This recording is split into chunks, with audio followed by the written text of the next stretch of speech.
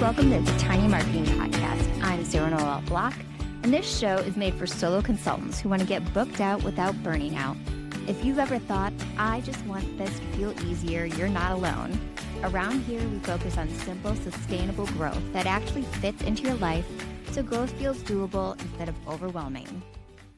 And so today we are talking about those first couple of hires that you have when you're a solo consultant and you're feeling that pain, the growing pains. It's really, really hard. So we're going to dig into how to hire great people, how to onboard them, and the systems and processes you need in order to make it all work. Sarah, thank you for joining me. Can you introduce yourself to the audience? Of course. So my name is Sara Nay. I'm the CEO at a company called Duct Tape Marketing, and I've been with the company for 16 years now. Started as an intern, had various roles throughout the company, and about a year ago stepped into the CEO seat. Over those years, I've helped a lot of people with hiring. So we've obviously hired on our team, and I've led that initiative, but also we train and certify marketing consultants, fractional CMOs, and small agencies. And as part of that certification, we're teaching our system and frameworks, but I'm also helping people go from solopreneurs to their first hire to growing their team. So I have a lot of experience talking about hiring and onboarding. I didn't tell you this on our onboarding call, but I remember when I was a one-person marketing department like 20 years ago, maybe Yeah. like 15, 20 years ago, Duct Tape Marketing blog. I read it constantly. Amazing. I love to hear it. Yeah, we've been around for 30 years as a company. And so I hear those stories all the time. We've had our podcast for 20 years now. So been in this space Yeah. for a while. Yeah, it's crazy. You were like the only source for information when you were marketing with a small team and limited resources. So thank you for that. Of course, yeah, I'm glad to hear that we helped you 20 years ago. That's great. Okay, so let's get into the hiring piece first. So let's picture actually one of my clients who's going through this right now. She works in finance. She's been hiring people, but it's just never working out. Yeah. They don't have the right skill set, or just the onboarding feels messy. Like it's taking way too long to get them ready to take over responsibilities. Yeah. So Yeah. And I will say, I think that person's not alone. I think everyone, when they start thinking about hiring for the first time, there's just a lot to learn. There's a lot to figure out. A lot of mistakes are often made, but hopefully this I've made them. conversation, yes, we all have. I have too. But hopefully this conversation will help people make less mistakes moving forward. That's the goal ultimately. But that person's not alone. So I think the thing that's tricky with hiring is there's a lot of stuff that needs to go in before you're ready to hire that people often skip or don't think about. And so, for example, whenever we've hired over the years, like we've on our job descriptions, we always start with here's our mission, here's our vision, here's our values. And so that's the first part of our job post before we'll then say, okay, and here's the role that we're hiring for, and here's the requirements. And so it's really important to understand those things deeply so you can hire people that are aligned with your values and what you're actually trying to accomplish as a business. And so for us, we're trying to make a massive impact in the small business space. Like that has always been what we focus on. And so when I'm hiring, I want to hire people that first and foremost are excited about that. Like they want to work with small businesses. They want to make a difference. They want to try as hard as possible to get them results. And so I think when you're thinking about hiring, you need to take a step back before you say, what are the roles that I maybe need? And take a step back and say, what's really important to me and where do I need people to be aligned on? So getting into like the values piece, for example, like marketing is changing and evolving so fast right now. And so whenever I'm hiring anyone on our team, regardless their position, one of their values needs to be that they're growth minded, they're eager to learn. They read books outside of work that are business focused. I need those types of people because it's changing so fast. But I've taken the time to identify those things that then it makes it easier to hire people that are going to be aligned and that are going to stay with us longer because they're excited about what we're trying to do. So that's really important. But then also, and that's all related like the job description and posting and getting clarity. But then our first interview is always a fit interview from a cultural standpoint. And so the whole first interview is focused on, does the mission resonate with them actually? Like how are they doing on these values? Are they aligned? Like, are they going to fit culturally as our team? And so that's always like the first interview. And then the second interview will actually get into their skill sets and experience. And so I think focusing on those things is really important before you can even get to the interview process with a candidate. And that's what often people kind of skip and overlook. Yeah, that makes sense. So, actually, can we take one step back from the job posting Yeah. and look at who should a first hire be? Yeah. So there's a number of exercises on delegation that I think are relevant. But for one, like if you're a solopreneur, oftentimes, and if you're a consultant, for example, like I work with a lot of marketing consultants. And so oftentimes I say, okay, what are you doing consistently that takes up a lot of time that you don't enjoy doing? Could you bring someone in to help you with that stuff? And so doing a time audit, this sounds really painful, but spending about a week just jotting down like every 15 minutes what you actually are doing, because I guarantee it will be different than if you just like sat down and wrote them out. And so doing a time audit for a week, writing down everything you're doing every 15-minute increments. And then at the end of the week, doing an audit of those things are, what are your highest payoff activities? What are things that drain you? What are things that you love doing? What are things that actually drive value to your business? And then holding on to those value things that you love doing that add value to your business. And then looking at, okay, what's on this list that's like time consuming, that's repetitive, that does not bring me joy, and then making a list of those things will then help you more clearly define, okay, what roles do you need to bring in to be able to take some of that stuff off of your plate. But oftentimes, I will say, in the solopreneur role, if you're serving clients as a consultant, usually thinking about like an account manager or executive assistant type of role makes the most sense in the beginning, because a lot of times, as a consultant, you need to stay strategic, you need to stay high level, you need to stay advisor and not necessarily implementer on all of the things. And so Mhm. if you can bring someone in that can schedule your meetings and that can keep content moving forward and that could communicate with your clients and keep track of just like all the people that are in your world, it allows you to stay higher level and provide more value to your clients. Yeah, and then you have the actual time to grow your business and do your show up in your marketing, show up for sales and biz dev, which you wouldn't have if you're stuck in fulfillment all the time. Yeah, and that is one of the challenges that I see with solopreneurs as they're just getting started is they don't want to hire because they don't have a ton of clients yet. And so they're like, I can just do it. But then all of a sudden they have 2, 3 clients. And then all of a sudden their clients' businesses are more important than theirs. And so Yeah. their business takes the second seat completely. And then they stall in growth and they come up for air and they wonder why. And so I always encourage solopreneurs, like even if you're just getting started, hire sooner than you feel like you're maybe thinking about it or ready from a financial standpoint, but you can always hire by starting with someone very part-time, starting slowly, starting them hourly, and then they can grow into a larger position over time. And so that's the route that we've always taken at Duct Tape Marketing. We do have full-time employees, but we also work with a lot of contractors as well. And whenever I'm bringing on someone new, regardless if they're going to turn into a full-time employee or not, I start them at like 10-ish hours a week in the beginning, and I'm paying them hourly because I want to determine, does it make sense for them? Are they going to be a good fit? Like, am I ready to introduce them to more of our clients? Because Yeah. you have to start slower, but then having the conversation with them from the very first interview is like, we're going to start at like 10 hours a week. We're going to get to know each other. We're going to build trust. There's opportunity to scale this up to even full time if that's of interest. So, asking the person, are you good with starting slower? Do you have ability if it goes well to really ramp up further?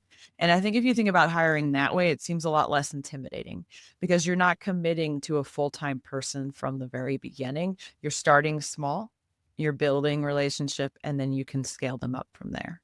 Yeah, I think that that's the only mistake I did not make at the beginning of my Yeah. business was when I got my very first client. I was still working corporate, but I hired a VA immediately. And I just took a percentage of what I was making from that one client and set that as the budget for the I knew I could afford that. It was that.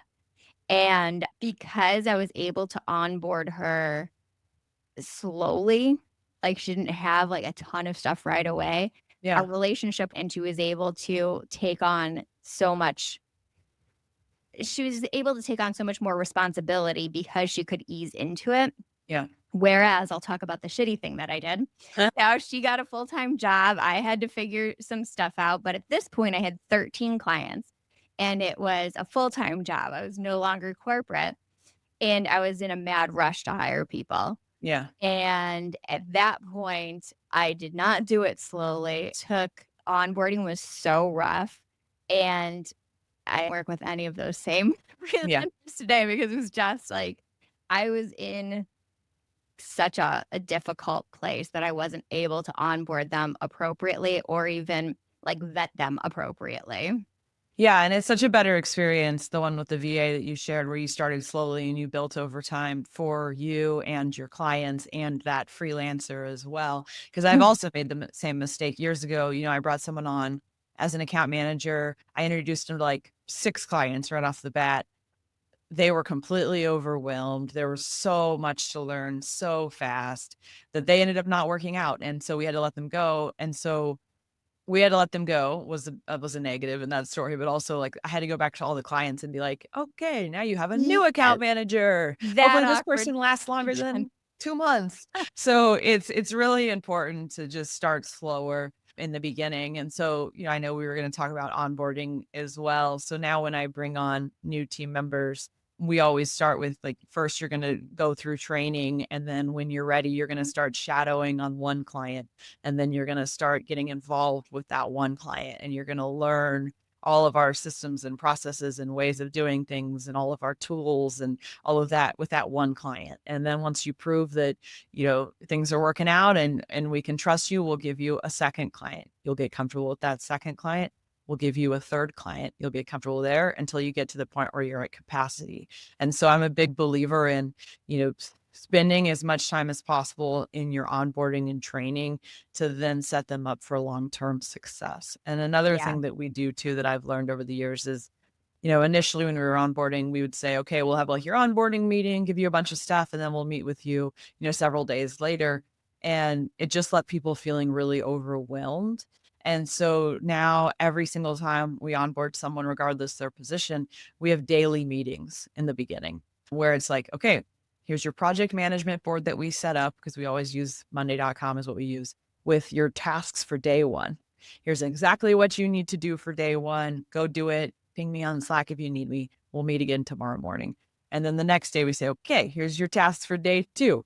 Go do these exact things. Because if you give people too much information in the beginning, they'll just get stuck. So if you can meet with them daily and break it down to like, here's your 5 things to do versus 25 for the week, it's going to make them a lot less overwhelmed. And it's also going to make your life easier because I felt like in the beginning when I was giving people too much, then they were just constantly slacking me and asking me questions. And so it was actually Yeah. taking more time than getting on the call with them for, 15, 20 minutes a day to make sure they had what they needed to see how they did on their previous tasks and to set them up for success. That is really smart. And I just want to point out that it works a lot better that way when you're onboarding clients too. Yes. Like I have found that when I give them too much information up front, it's overwhelming. But if I give them micro tasks that they're working through and just showing them just what they need to see at that moment in time, it's so much easier for them. And they're like, okay, task complete, task complete, task complete. And then I can move on to the next thing. So Yeah. it works. I think just in communication in general, like if you can make things as simple and straightforward as possible and not feel like this massive thing to start, then people will actually start. And Yeah. so another example on that is that we've rolled out documenting our systems and processes within our business. We've done it over the years, but we rolled out a new system for doing it essentially. And so the girl on my team that mapped it out for everyone and communicated, put all of this work into how everyone needed to get started. And it just felt like when she communicated with everyone that it was this big hurdle for people to get started. And so no one actually got started. But then when we were able to take a look at and be like, where can we simplify this to make it like, hey, I just need to do this one thing and it's only going to take me a few minutes and then it will feel a lot easier after I do that. And so we simplified how we communicated and now people are making a lot more progress. And so you just need to, make things as straightforward as possible and not make it feel like I have to figure out this whole thing or people just won't take the time to get started. Yeah. And I want to point out an episode I had a couple weeks ago with Pamela King, depending on when people are listening to this. Yeah. But she talked about how you should start creating your looms or your walkthrough videos as you're doing your tasks, whether you Yeah. hired someone or not. So you have those available for your upcoming hires whenever you happen to hire them. And then you said you use Monday, so you could just attach the link to the loom right in that Monday task. Like, this is how you do it. Yeah, absolutely. And videos are incredible for training team and clients and communication. But we actually would take it one step further because I think when people are being trained on processes, watching a video once is absolutely wonderful. But then after they watch the video and they understand the process, then they just need a checklist to follow. And Mhm. so transcribe the video, put it into create a checklist and then create a document that has the process name, the video embedded, and then the action items below. Because then the second, third, fourth time they go back to do that process, they can just check the boxes to make sure that they hit all the steps versus having to like rewatch the video and make sure they didn't forget something. Yeah, that makes complete sense. So, like, going back to the not overwhelming people, Yeah. would you create a single doc with like different tabs depending on the task, or would you have a separate doc for each task? Separate doc for each task, ultimately. Yeah. Okay. Unless it's like, it just kind of depends on what. So, like, let's give an example. We're a marketing company. So, let's say it's, creating a blog post for a client. Like, that would be all documented on one document. But then if it's like optimization from an SEO standpoint, like that might be a separate document that are like related, but like it's two separate processes ultimately. Mhm. Okay. Anything else on onboarding before we move on to systems and processes? I mean, the biggest thing is just don't overwhelm people. Start slower than you want to. Communicate with them as much as you can to set them up for success. Yeah, I really do like you could those morning meetings for that first week could just be like 15 minutes, but it sets them up to be able to understand like these are the things that I need to get done by the end of the day. Yeah. Yeah. Oh, and another one too, I guess that relates to all of this is time tracking. So have them track their time from the very beginning. A lot of times people don't love time tracking if they're a freelancer, they're used to it. But getting them Yeah. to start from the very beginning, especially if you're incorporating it as client work. And so you're, figuring out your costs and profitability within client work. But we have people track their time 100% from day one. So there's not pushback when they're with us for a while and then we eventually ask them to. But it gives you really good insights as well because you're able to look at how they're spending their time and where they're getting stuck. And Yeah. so there's another story in this and why this was helpful is we onboarded a team member recently and we use for a lot of work that we do among other AI tools. And one of the things I was having him do was pull a deep research report. And when you pull a deep research report, it takes 10-ish minutes, depending on the context, to generate that report before it gets something back to you. And so he did that for a client. He got the report back, but then he didn't realize that he needed to turn off deep research mode. So every single time he was prompting, he was waiting 10-ish minutes for a response that was a full report.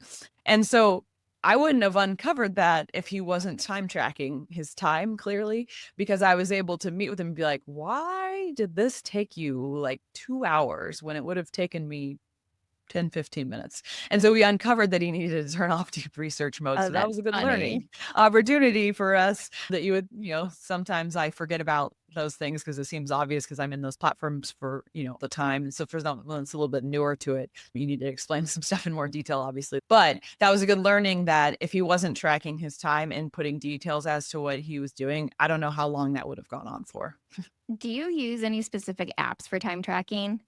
Yeah, well, we've used Harvest for a long time. It's just the one that we've used. I don't necessarily, I mean, there's better, cheaper options that are available. I'm actually exploring switching over to right now because it has more features. But, I don't think you need something over the top. It just depends on, what all you're trying to do.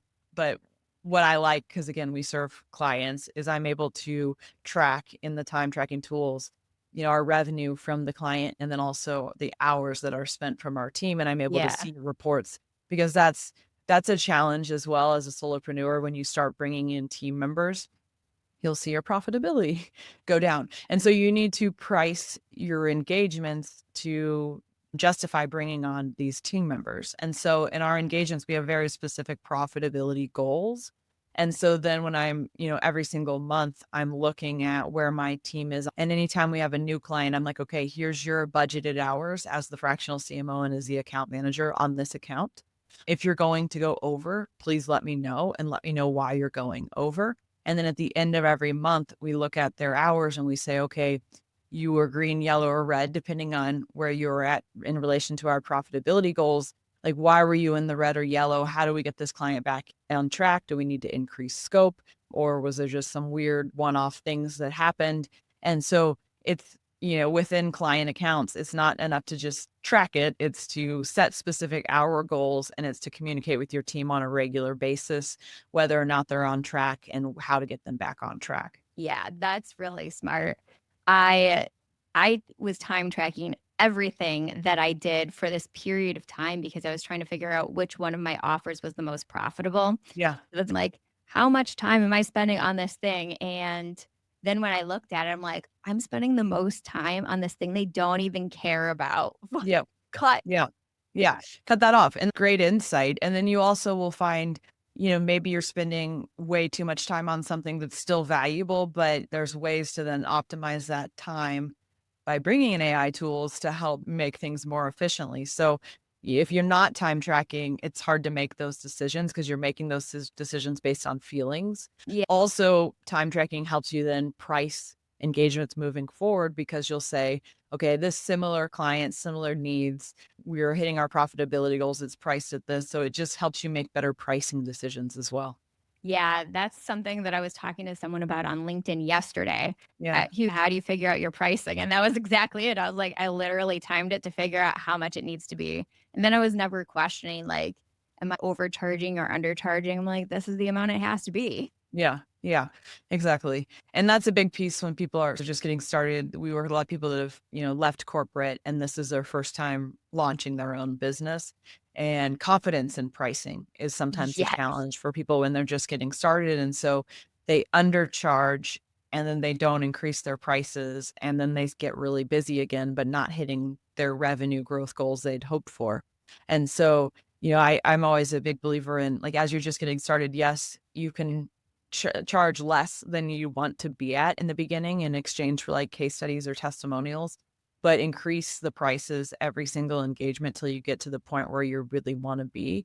And I think that's important because your confidence will grow the more work you do with clients and the more stories you have to tell and the more results you're getting. But definitely challenge you to not just kind of set your pricing and stick there. It's an opportunity to continue to grow and evolve and charge more with the more value you bring over time. Yeah, that is a great point. Like, you can, and I would, because I'm seeing, like, I'm in this group with a ton of consultants, and the number one thing that I see people complain about is like, this is a legacy client. Yeah. They're at the beginning of my business and they're still paying, Yeah. maybe say upfront, like, this is case study pricing and it's only valid for the first year or whatever. Yep. And then like you said, every client, you can increase your price just a little bit until you get to the point where you want to be. Yeah. And usually, Yeah. Yeah, absolutely. And the point on the retainer clients, we typically for the marketing space again recommend charging or planning out a quarter of a time for marketing priorities. And so essentially you're saying, okay, here's your next 90 days that we're going to execute on together. About midway through that, we're going to start looking at your next 90 days. And we're going to map out those 90 days so your marketing can continue to evolve. And so when you're doing that, you're then presenting them essentially a new plan for every 90 days at a time in a sprint. And so I don't believe you should like every 90 days come in with like a new price point, but it helps you have the conversation of like, this is what we're committing to for the first 90 days. We'll lay the foundation. We'll start getting you some results. Once we do that, we might bring in bigger projects to help increase your growth. And so you're setting the stage from the very beginning of like, we're not going to just do the same things forever because I don't think that Yeah. does anyone a good service. We are going to help your marketing grow and evolve. And with that, the more success we get, our retainer might increase because we'll be bringing on more opportunity. Yeah. And that's great having that conversation up front so people aren't shocked because Yep. people are really afraid to raise their prices and lose those clients. But if you are straightforward with them from the very beginning, like, this is a deal because this, Yes, exactly. they're not going to be shocked when the Yeah. price goes up. Yeah. Okay, so last piece are any systems or processes that we haven't already talked on because we weaved it into this Yeah. conversation that we should be aware of when we're hiring and onboarding. Yeah. Well, years ago, another mistake story, probably All of about, them. probably about 12 years ago now at Duct Tape Marketing, we were like, we're going to document every system and process. And so I led the charge and essentially was like, okay, every single person on the team needs to document one per week and they need to submit it to me by Friday and then I'll review it and I'll put it in Google Drive and then no one ever looked at them again. Yeah, I've done that too. Yeah, I think a lot of people have probably. So, more recently, we now look at our systems and processes as we map out what we call like our overall engines or flows. And so one of our main packages, for example, is something called Strategy First. It's a 30 to 45 day package where we start with clients and we map out a strategy.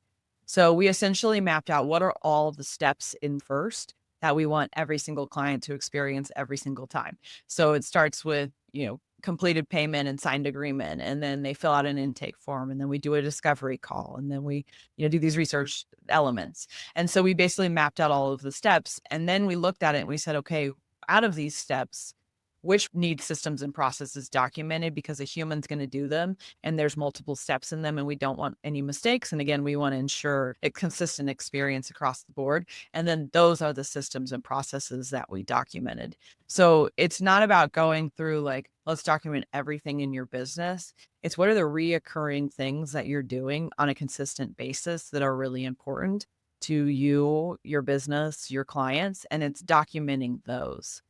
Yeah, I love that because I've done the same thing. Like, let's document everything. Yeah. And then, like, something dies off. I actually don't like doing that anymore, but I Yeah. wasted all that time documenting it, or the process changed so drastically because maybe technology changed Yes. that it's worthless 6 months later.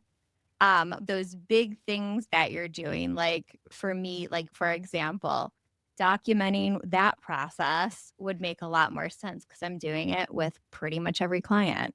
Yeah. And right now, if it's not documented, it lives in your head. So bringing on someone and training them is really challenging. But if Yeah. you are starting to document it now and you get it all mapped out and like the whole flow with the individual steps and systems below it, like now, next time you bring on someone, like they can shadow you along in doing it with the client, but they also can follow through all the steps in the process to learn. And then when they do their first one on their own, they then can follow that process again to make sure that they're delivering the same results as you hopefully would for clients as well.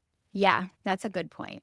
Okay. Thank you so much for everything that we've talked about today. How can people work with you and find you online? So Duct Tape Marketing is our company. So, and then I'm very active on LinkedIn as well. So again, my name is Sara Nay and I'd love to connect with you. I'm going to connect with you right after this. Let's do it. All right. I will talk to you later. Thanks, Sarah. Thanks. If this episode made things feel a little more doable, I'd love to help you take the next step with the Booked Out Blueprint. It's a practical, low-pressure session to clarify your offers, your marketing, and what actually moves the needle. You can book yours through the link in the show notes. You don't have to figure it out alone.